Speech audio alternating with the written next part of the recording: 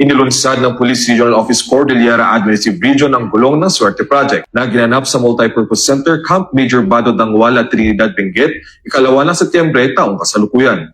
Ang proyekto ay pinangunahan ni Police Colonel Lambert A. Swerte, Provincial Director ng Benguet Police Provincial Office, at dinaluhan ni Honorable Melchor D. Diclas, Provincial Governor ng Benguet na nagsilbing panauhing pagdangal at tagapagsalita, at ni Police Colonel Froilan B. Lopez, ang Acting Chief Regional Staff ng PROCAR.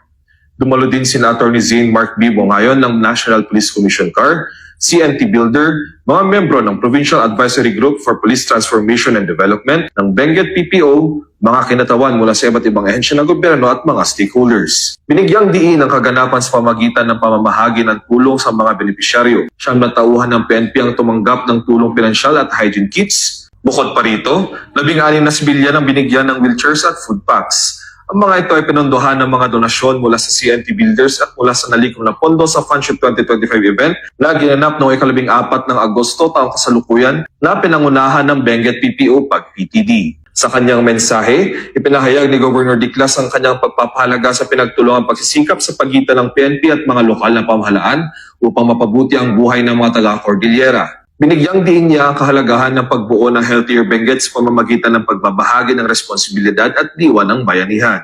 Ang Gulong ng Swerte Project ay sinimula ni Police Colonel Swerte noong siya ay First Commander pa ng Regional Mobile Force Battalion, Calabarzon. Ang pangalan ng proyektong Swerte ay hango sa kanyang apelyido na sumisimbolo sa pag-asa, pagpapatuloy at pagbabahagi ng pag-unlad.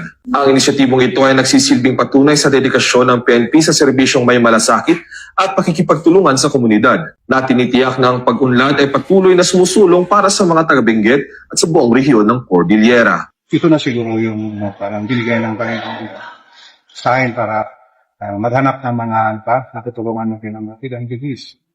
So, tuloy-tuloy yun, kaya pinanala ng Gulong ng Swerte, starting from RMP4A, tapos sumasenap sa NCR.